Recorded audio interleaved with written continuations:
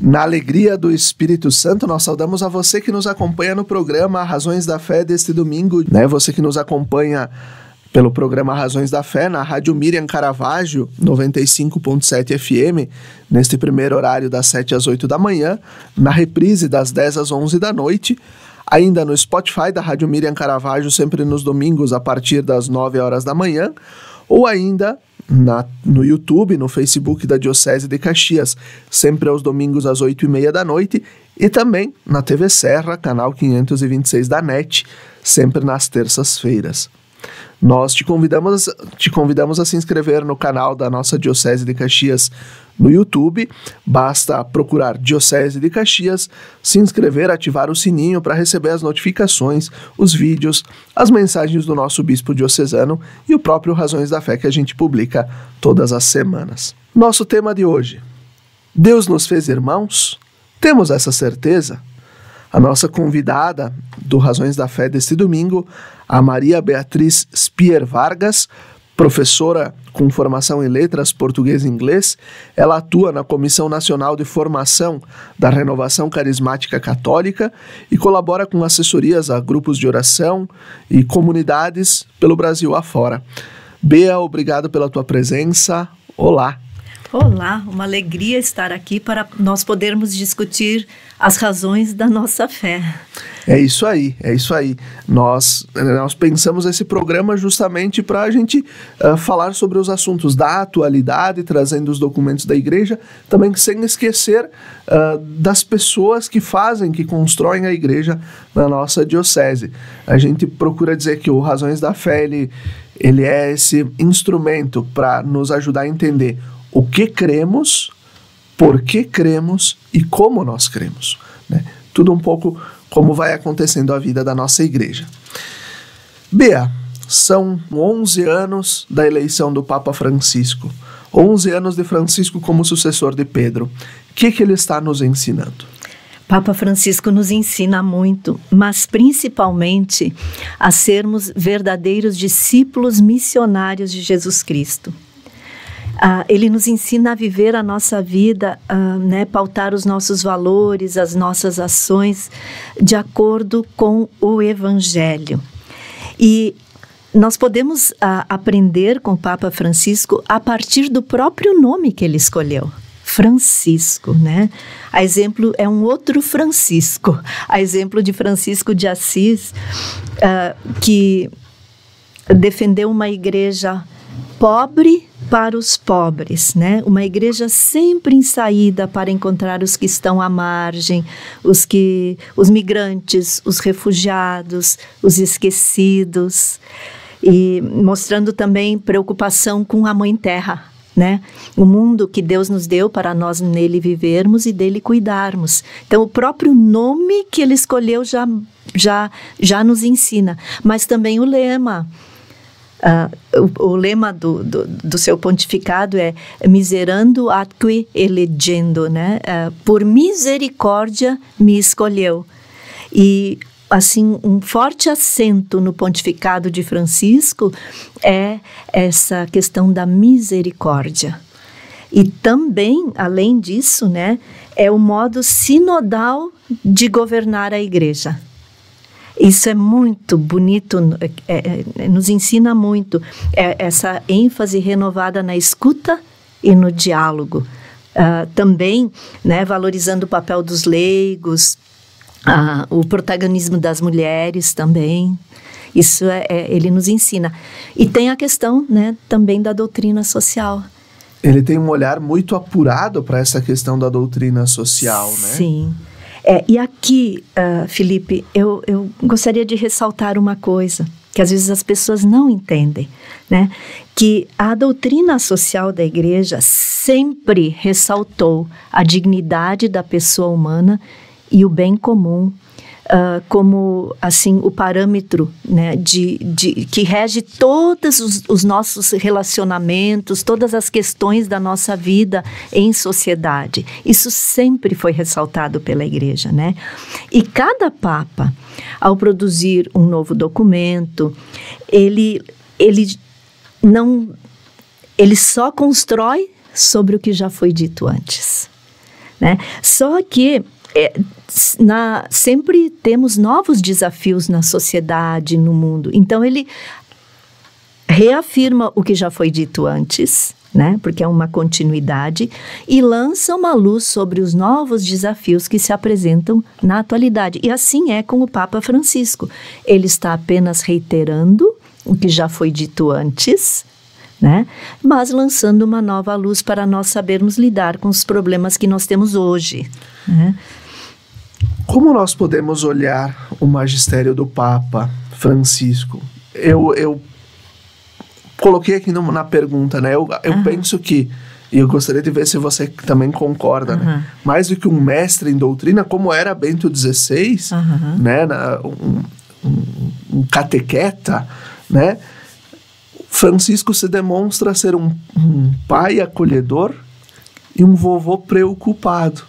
Não parece isso? Com certeza, sim. Mas eu gostaria também de ressaltar um outro ponto. O Papa Francisco, ele é um profeta dos nossos tempos. Pois ele anuncia, né, pela sua própria vida, pelas atitudes e com a palavra, o Evangelho de nosso Senhor Jesus Cristo, né? E também sem medo de denunciar corajosamente o mal. Mas não é só uma constatação da realidade, uma denúncia do mal que se apresenta no mundo de hoje. Ele é muito lúcido, o Papa Francisco, ao apresentar propostas de como resolver os problemas que nós enfrentamos hoje. E ele sempre dá uma nota de esperança. Até na própria Fratelli Tutti, ele diz: caminhemos com esperança, né? Então, ele é um profeta. O jubileu do próximo ano, que vamos viver na igreja no mundo todo, peregrinos da esperança. Da esperança, sim. O olhar, né, eu acho que ele também tem um olhar muito apurado para a questão da transmissão da fé. Ele tem falado, e eu lembro que na mensagem para o Dia dos Avós e dos Idosos do ano passado, né, 2023, ele escreveu também para os jovens que iam para a Jornada Mundial da Juventude em Portugal, e ele dizia: olha, antes de vocês embarcarem, visitem os seus avós, e visitem algum idoso, né? E depois lá também em Lisboa, no momento final da missa de envio, ele disse: não esqueçam de quem lhes transmitiu a fé. Aqui está falando um vovô, o vô de vocês. Não esqueçam de quem lhes transmitiu a fé. Então, ele tem esse olhar também apurado para qual a fé, como é que nós estamos transmitindo a fé às novas gerações. Exato. E qual que vai ser a igreja que nós vamos deixar. É tão bonito isso de ver, né, de fazer essa ligação, né, da fé que nós recebemos, a fé que nós vamos transmitir, mas que nos foi dada, que é um presente para nós. E ele ressalta muito isso, essa valorização também com cada fase da vida, a valorização da pessoa. Isso é muito forte no Papa Francisco. Olhando agora lá para trás, quando ele foi eleito em 2013, e o primeiro documento que saiu, ele concluiu o que o Papa Bento XVI já tinha escrito, que era Lumen Fidei, que era para a conclusão do Ano da Fé. Mas depois, o primeiro documento solo é a Evangelii Gaudium, né, que é um pouco o programa de governo do Papa Francisco. Olhando lá para trás, o Francisco está ajudando a igreja, que é povo de Deus, né, retomando o Concílio Vaticano II, a caminhar? Sim, com certeza, porque como você falou, né, um programa de governo, ele apresentou lá na Evangelii Gaudium. Então, qual é esse programa, assim, se a gente fosse falar resumidamente? Anunciar né? A alegria de anunciar o Evangelho e como fazê-lo. Para nós sermos, como ele usa, evangelizadores com espírito, né? E também ele fala da alegria de ser povo na Evangelii Gaudium, também da dimensão social da evangelização e da transformação missionária da igreja. Então, mas ele... Eu até trouxe aqui a Evangelii Gaudium, porque eu gostaria de, exemplificar com 2 pequenos trechos, curtinho, né, da Evangelii Gaudium, que falam da convicção do Papa Francisco, que ele transmite para nós. Isso está lá no número 266, um trechinho, 270. Ele diz o seguinte... Então, ele está respondendo à pergunta como ele está ajudando a nossa fé, né? Ele diz, não é a mesma coisa ter conhecido Jesus ou não conhecê-lo. Não é a mesma coisa caminhar com ele ou caminhar tateando. Não é a mesma coisa poder escutá-lo ou ignorar a sua palavra. Não é a mesma coisa poder contemplá-lo, adorá-lo e descansar nele, ou não poder fazer isso. E aqui uma curiosidade, o Papa Francisco, ele é um homem de muita oração, né? Nas próprias palavras dele, eu li uma vez uma entrevista, ele diz que ele começa rezando o breviário, as laudes, depois ele celebra a missa, né? E depois, então, ele reza o terço, mas ele diz que a hora que ele mais gosta da oração, ele diz que ele passa o dia em oração. Tudo que ele faz com um espírito orante. Mas a hora preferida dele é a noite, porque ele fica todas as noites 1 hora diante do Santíssimo Sacramento em adoração. Por isso que ele diz, não é a mesma coisa poder contemplá-lo, adorá-lo e descansar nele ou não poder fazer isso. E a sua vida nos convida a fazer isso, né? E ele diz, o verdadeiro missionário que nunca deixa de ser discípulo, sabe que Jesus caminha com ele, fala com ele, respira com ele, trabalha com ele, sente Jesus vivo com ele no meio da tarefa missionária. Depois ele vai dizer ainda, né? Jesus quer que toquemos a miséria humana. Olha, aqui está um programa dele, né? Quer que toquemos a miséria humana, que toquemos a carne sofredora dos outros. Espera que renunciemos a procurar aqueles abrigos pessoais ou comunitários que permitem manter-nos à distância do nó do drama humano, né? A fim de aceitarmos verdadeiramente entrar em contato com a vida concreta dos outros e conhecermos a força da ternura. Olha que bonito isso, né? E ele diz, quando o fazemos, a vida complica-se maravilhosamente, né? E vivemos a intensa experiência de ser povo, né? A experiência de pertencer a um povo. Eu recordo que, né, enquanto cardeal arcebispo de Buenos Aires, ele participou da Assembleia do Episcopado da América Latina e do Caribe em Aparecida, no ano de 2007, e ele estava na equipe de redação do documento, né, de secretaria e redação. Uma primorosidade do documento de Aparecida é: conhecer Jesus foi o melhor que aconteceu em nossas vidas. Sim. E dá-lo a conhecer com as palavras e com a vida é a nossa alegria. Essa é uma primorosidade.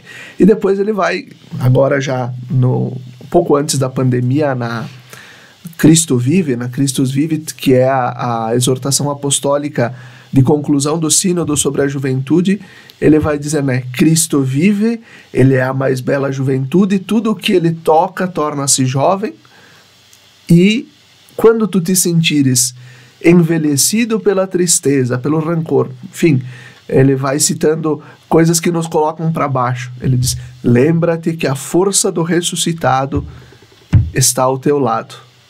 E depois ele conclui, Cristo vive e te quer vivo. E é uma mensagem que ele deixou para a juventude, mas que serve para todos nós. E que ela deveria ser assim repetida mesmo, né? As pessoas que estão nos ouvindo agora, né? que por algum motivo estejam se sentindo desanimadas, tristes, sem esperança, Cristo vive e te quer vivo. E te quer vivo. Lindo isso. Francisco tem esse olhar. Para mim, eu tive a grata privilégio de que Deus me concedeu de estar na Jornada Mundial da Juventude em Lisboa no ano passado. E o que dá para perceber dele, né? Esse avô preocupado com a transmissão da fé, este homem firme também nos seus propósitos e princípios, firme no amor a Jesus Cristo e a Nossa Senhora, mas que tem um olhar diferente, que a igreja precisa abrir as suas portas, suas janelas, colocar em ação o Concílio Vaticano II. E quando ele vai dizer que a igreja é lugar de todos, e pedia para repetir, é lugar de todos.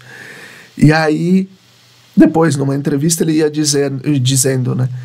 Claro que cada um vai fazendo o seu caminho dentro da igreja, vai encontrando as normas, os sacramentos, cada um vai fazendo o seu caminho, vai caminhando, fazendo o seu caminho de conversão também.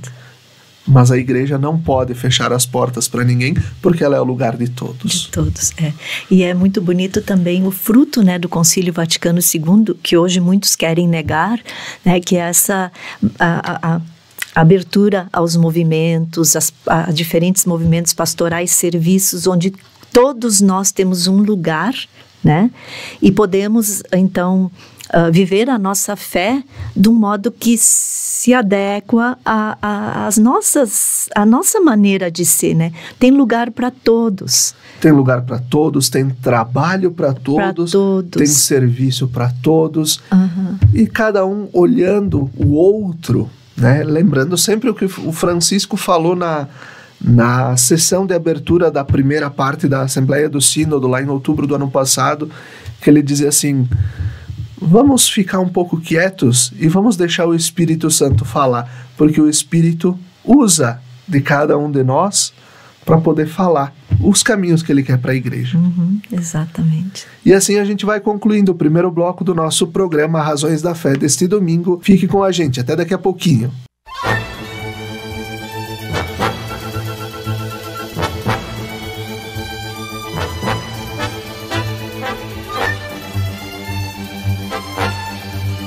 Estamos de volta com o segundo bloco do nosso programa Razões da Fé deste domingo, aqui pela Rádio Miriam Caravaggio 95.7 FM e também pelas redes sociais.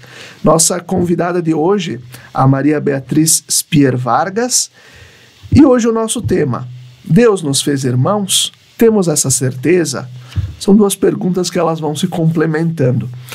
Bea, no bloco anterior a gente falava sobre o pontificado do Papa Francisco, o seu plano de governo, né, o seu projeto de governo que está na Evangelii Gaudium, publicada, né, o primeiro documento solo do Papa Francisco, e ali ele traz uma riqueza, a riqueza do que ele também compreende como igreja, né, também da vivência dele enquanto arcebispo de Buenos Aires, bispo da América Latina, e aí eleito bispo de Roma.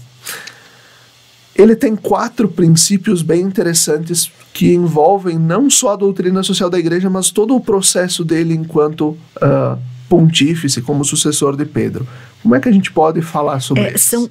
Na verdade, são 4 princípios que complementam, né, o pensamento de Paulo VI sobre a evangelização e o desenvolvimento. Ótimo. Que são: o tempo é maior do que o espaço.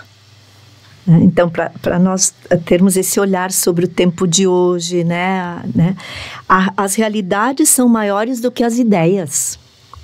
Olha que interessante, né? Se a gente parte desses princípios, as realidades são maiores do que as ideias.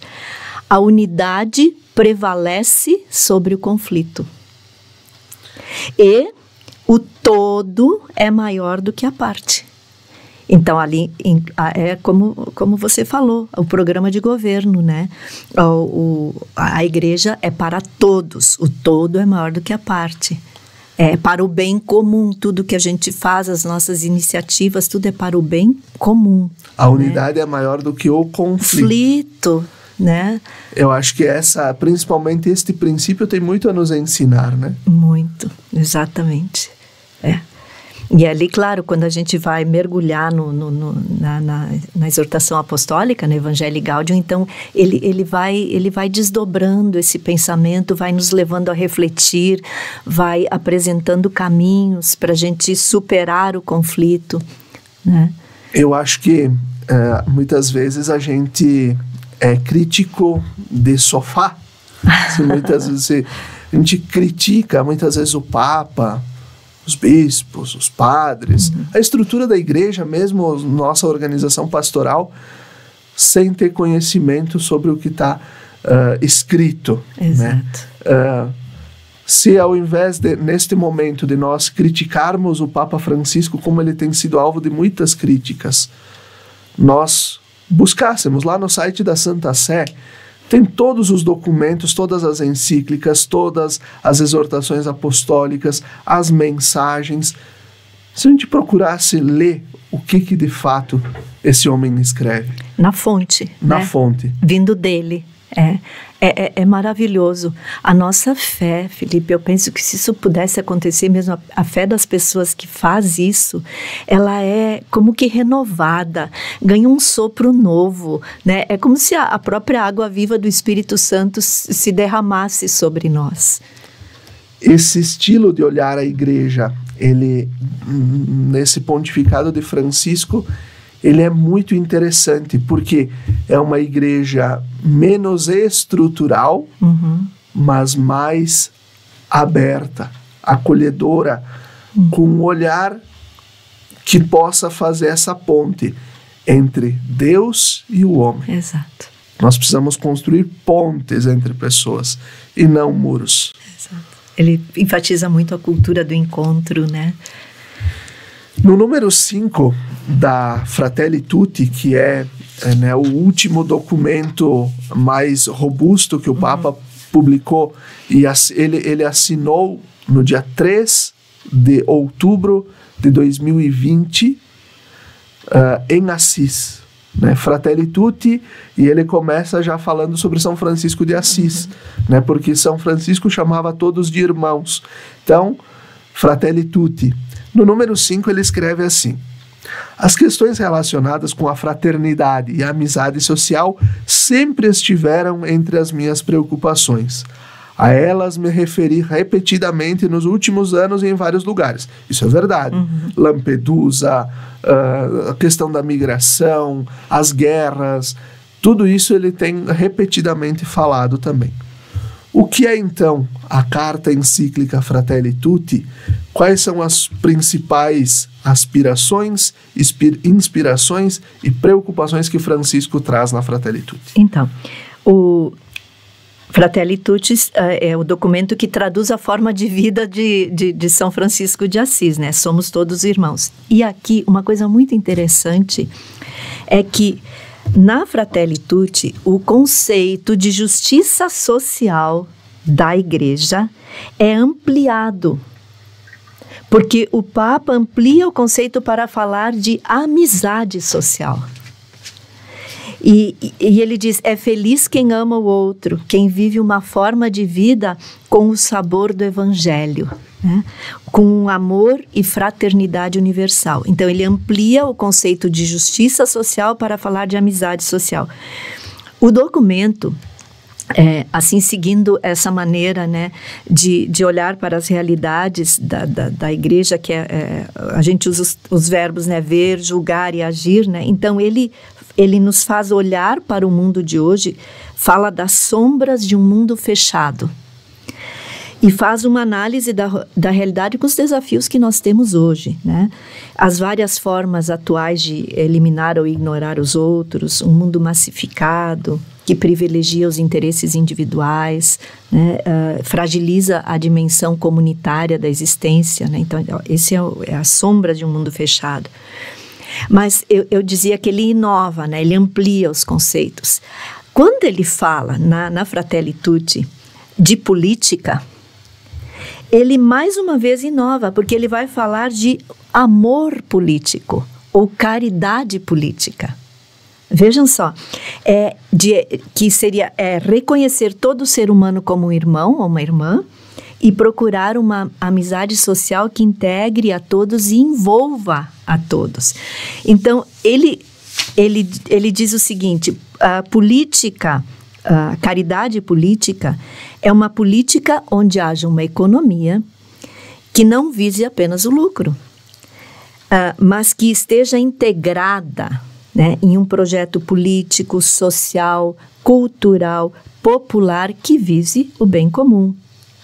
E além disso, que envolva a todos, né, os diversos setores, os diferentes conhecimentos que nós temos hoje, né, se juntarem, pensarem juntos em vista ao bem comum e à promoção da dignidade do ser humano.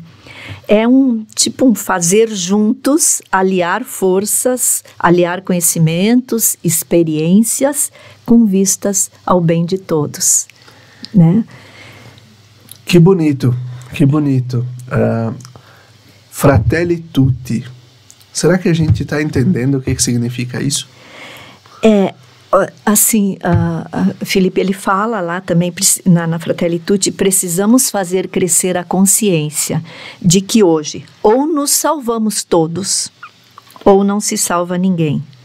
A pobreza, a degradação, os sofrimentos de um lugar da terra são um silencioso terreno fértil de problemas que finalmente afetarão todo o planeta.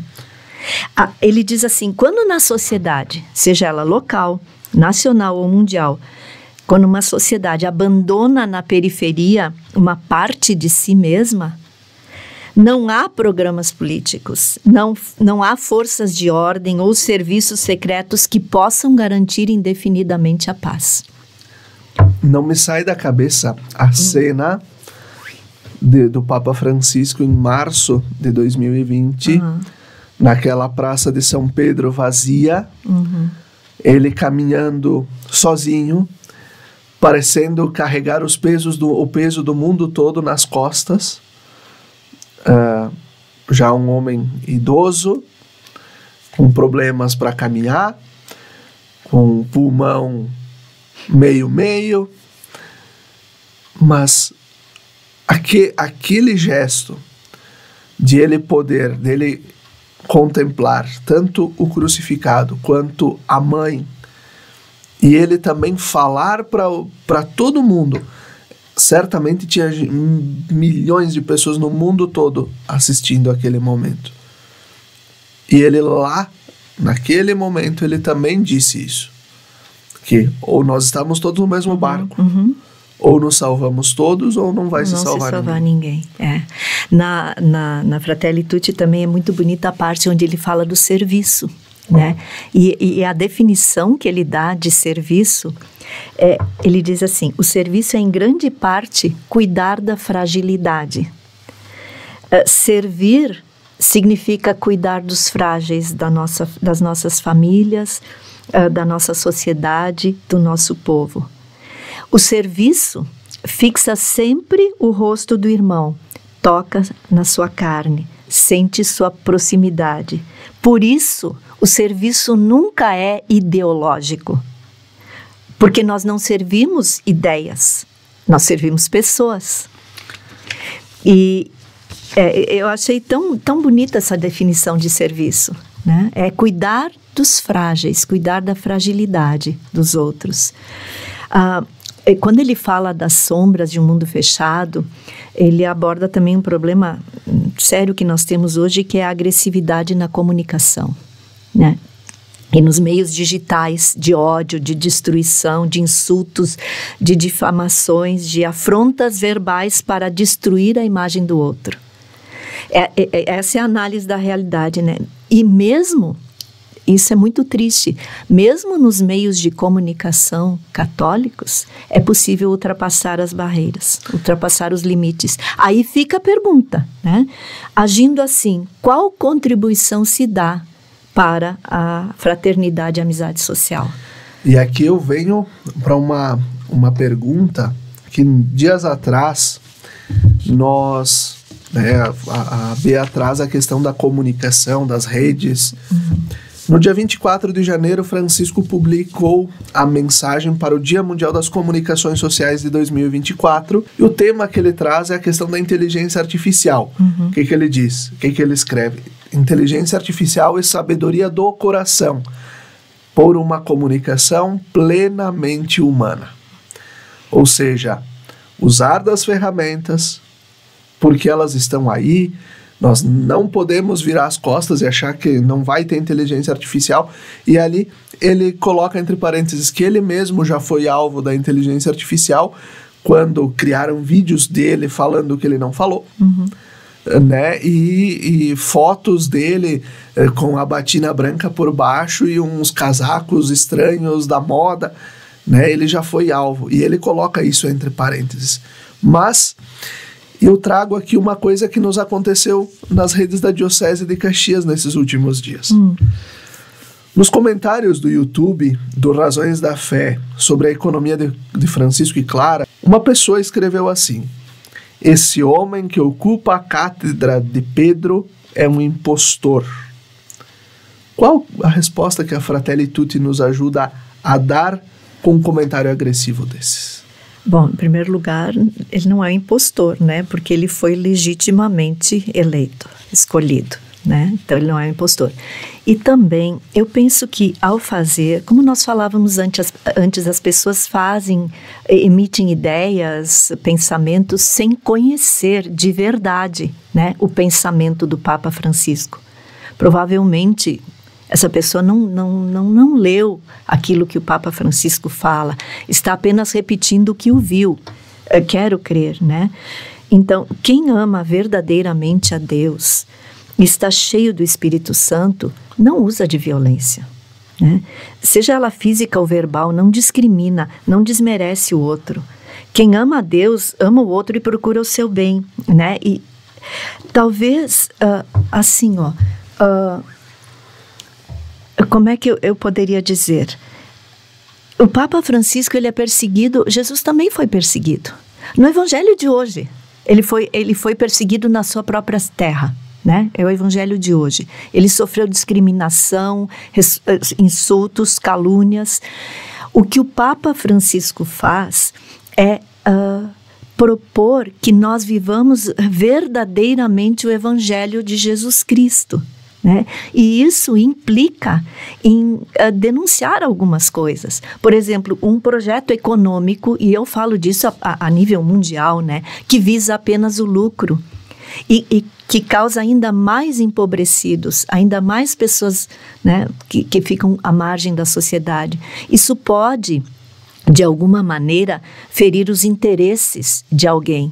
Então, se fere os interesses, a pessoa agride, né? E aqui não se trata de comunista, socialista, capitalista, não é isso, gente. Não. O Papa Francisco não está dizendo isso. Ele está dizendo só, gente, nós temos que olhar para que todos possam ter o mínimo, pelo menos, para viver. Que ninguém passe fome nesse mundo. Como é que eu posso, eu não sei, às vezes eu fico me perguntando, como é que eu posso ficar feliz se o meu filho está alimentado, se o meu filho tem direito à educação, tem direito à saúde, ele tem, e se tem crianças que morrem de fome no mundo.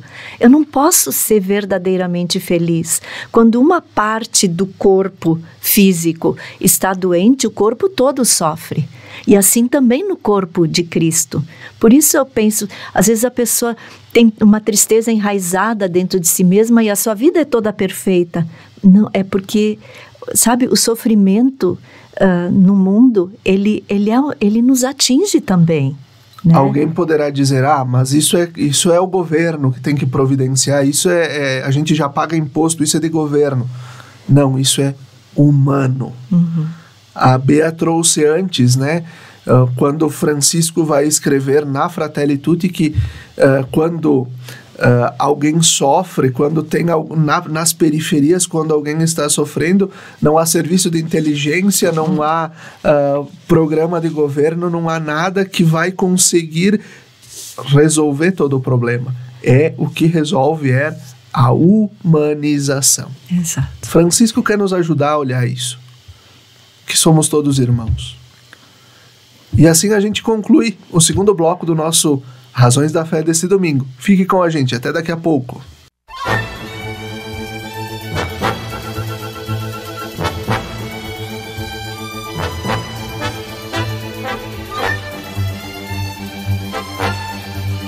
Estamos de volta com o terceiro bloco do nosso programa Razões da Fé deste domingo, aqui pela Rádio Miriam Caravaggio, 95.7 FM e também pelas redes sociais.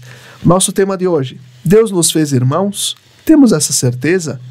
E a nossa convidada, Maria Beatriz Spier Vargas, que é professora e também atua na Comissão Nacional de Formação da Renovação Carismática Católica no Brasil todo. Bea, no número 280 da Fratelli Tutti, que a gente, o nosso tema de hoje é Se Deus nos fez irmãos, que nos recorda a encíclica do Papa Francisco sobre a amizade social, chamada Fratelli Tutti. No número 280 ele vai escrever o seguinte: pedimos a Deus que fortaleça a unidade dentro da igreja, unidade que se enriquece com as diferenças que se reconciliam pela ação do Espírito Santo. Quais os passos que ainda nós precisamos dar como igreja, povo de Deus, para ajudar os cristãos de direita, de centro, de esquerda, os conservadores e progressistas a compreenderem que a igreja é lugar de todos, todos, todos, como nos recorda Francisco? Os passos que nós temos que dar como igreja. Talvez nós tenhamos, de alguma forma, falhado em levar as pessoas a terem um encontro pessoal com Jesus Cristo. Porque quem tem esse encontro pessoal com Jesus Cristo é impregnado do Espírito Santo, né? Que São Paulo vai dizer lá em Romanos 5:5, né? É o próprio amor de Deus derramado nos nossos corações. Então, quem ama a Deus está cheio do Espírito Santo, né? Ele tem essa abertura de acolhida. Eu não vejo no outro um inimigo, porque ele pensa diferente de mim, ele tem uma convicção política diferente da minha, né? Quem se encontrou verdadeiramente com Jesus Cristo tem uma visão de acolhida do outro, né?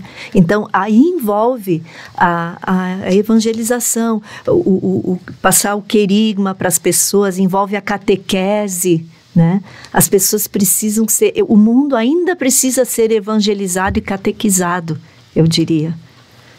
Exatamente. Nós estamos, o ano passado nós fizemos o nosso censo da catequese na diocese, e algo que apareceu muito forte quando a gente perguntava para as famílias: por que você inscreveu o seu filho na catequese? Mais de 75% das respostas, das mais de 5 mil que vieram das famílias, ou porque somos católicos e queremos que ele seja católico, ou por tradição. Todas essas respostas vieram nessa mesma linha. Poucas para que ele consiga fazer o seu encontro pessoal com Jesus. E mesmo entre as catequistas, para que serve a catequese? Para a gente ensinar, transmitir a fé, para a gente ensinar os mandamentos, para ensinar o querigma. Mas, gente, e quando a gente vai falar do encontro com Jesus? Com Jesus, o ressuscitado, né? Que nos dá uma vida nova. Porque a gente falar do querigma sem a gente propiciar o encontro pessoal com Jesus não vai render de nada. E quem se encontra com Jesus, que sempre enfatizou, né, sobre o perdão, a misericórdia, a inclusão de todos, é importantíssimo isso, né? Inclusive na Fratelli Tutti, Felipe, o Papa Francisco fala muito que para superar essas divisões que existem, né, para esquecer as injustiças, para poder conviver com, de certa forma, superar as injustiças, né, só se consegue superando o mal com o bem. Né?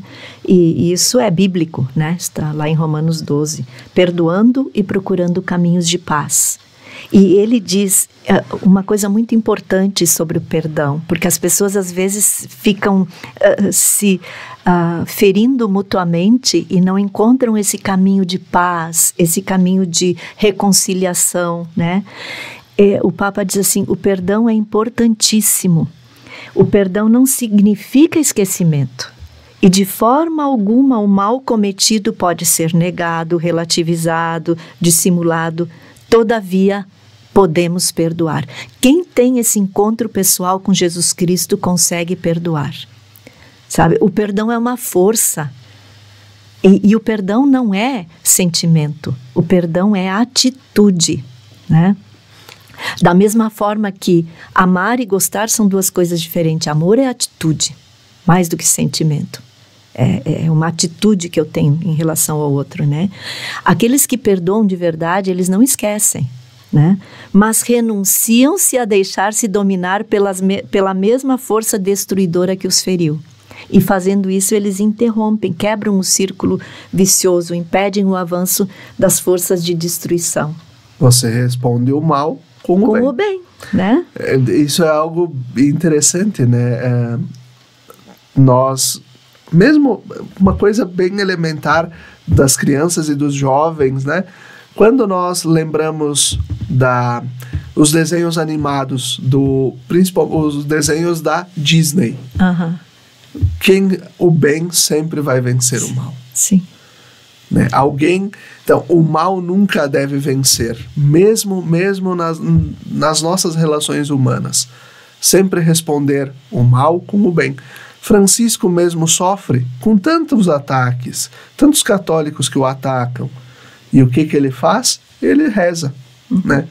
E ele não está rezando para que venha uma praga e um raio e mate as pessoas, mas que as pessoas possam tentar se converter. Esse é o papel do cristão. O cristão precisa responder ao mal com o bem. Senão não é seguidor de Cristo. Cristão é quem segue a Jesus Cristo, né? E os valores do Evangelho. Bea, Deus nos fez irmãos? Será que a gente tem essa certeza? Infelizmente muitos não têm essa certeza, né? Enxergam como inimigos a serem abatidos aqueles que não pensam como eles, que têm alguma espécie de divergência religiosa, política, são de outra etnia ou de outros costumes. Mas daí a necessidade de conscientizar as pessoas de que o outro é sempre um irmão, né? E que nós precisamos nos acolher, nos ajudar, dar uma resposta verdadeiramente cristã ao mundo, né? Eu gosto muito de dar o exemplo do cardeal Vantuan. Ele era, na época de São João Paulo II, né, no pontificado de João Paulo II, ele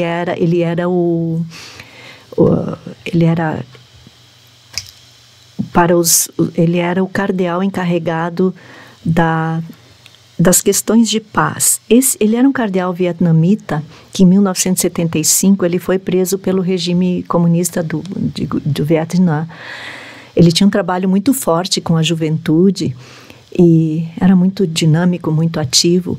Quando ele estava sendo levado para a prisão, ele ficou 13 anos preso, e 9 dos quais numa solitária. Né? E ele ficou muitos meses num pequeno cubículo lá num cárcere onde ele não tinha janela. Ele tinha que passar, para poder respirar, ele passava horas respirando por um buraquinho no chão. O catre dele era coberto de musgo, né? Mas quando ele estava sendo levado para a prisão, ele tomou uma decisão interior.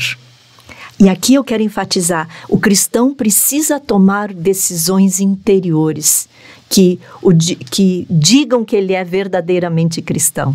A decisão interior que o cardeal Vantuan tomou foi: eu não vou ficar cada dia esperando ansiosamente pela minha libertação, mas eu vou viver cada dia intensamente no amor. E assim ele fez. Uma vez o carcereiro dele perguntou: por que é que você é tão bom para mim se eu lhe maltrato tanto? A resposta do cardeal Vantuan: é por causa do meu Senhor. Por causa do nosso Senhor, nós podemos responder a violência com paz, com perdão. Por causa do nosso Senhor, nós podemos acolher aquele que é diferente de nós, nós podemos dialogar com quem pensa diferente, né? Por causa do nosso Senhor. Então, os caminhos de paz são possíveis, sim. E onde a gente pode ser instrumentos dessa amizade social que o Papa nos pede? É só na igreja? Não, em todos os lugares, né? Em todos os lugares onde nós estamos, né? Em todas as áreas da nossa vida, na nossa profissão, na nossa convivência com os nossos vizinhos, em todos os lugares, quando nós vamos fazer uma compra numa loja, a nossa atitude deve ser uma atitude de amor. Eu dizia antes, né? O amor é diferente, gostar e amar é diferente. Eu posso não gostar das atitudes de alguém, eu posso não gostar do pensamento de alguém, ou das escolhas políticas ou ideológicas, enfim, de uma pessoa. Mas como cristão, como cristã, eu preciso amar essa pessoa. O amor é a atitude, rezar por ela, né? Acolher, ajudá-la a ser melhor, né? Então, em todos os lugares, nós temos que dizer que nós somos cristãos. Eu tenho aqui comigo o texto base, eu estava lendo essa semana, ele está muito bonito. E eu acho que, se vocês me permitem, eu acho que os objetivos específicos da campanha da Fraternidade 2024 já nos mostram como a campanha da Fraternidade pode nos ajudar. Vejam, os objetivos específicos são analisar as diversas formas da mentalidade de indiferença, divisão e confronto em nossos dias e suas consequências para toda a humanidade, inclusive na dimensão religiosa.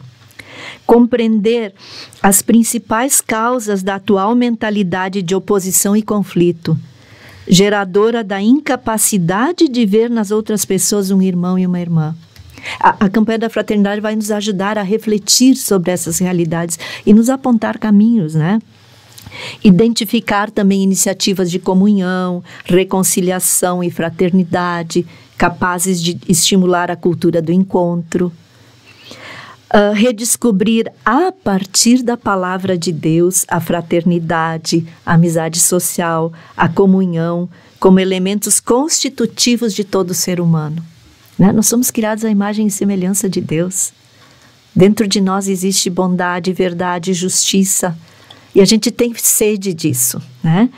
Acolher o magistério da Igreja sobre a fraternidade universal, como ajuda ao discernimento nas inúmeras situações de conflito e divisão. Então, vamos ver o que diz a Igreja, vamos ver o que diz o Evangelho, né? Aprofundar a compreensão da comunhão e da fraternidade como caminho para a realização pessoal e para a paz em todas as situações da vida. Conscientizar sobre a necessidade de construir a unidade em meio à pluralidade, superando divisões e polarizações. Estimular a espiritualidade, os processos, os hábitos e as estruturas de comunhão na igreja e na sociedade. E incentivar e promover iniciativas de reconciliação entre pessoas, famílias, comunidades, grupos e povos.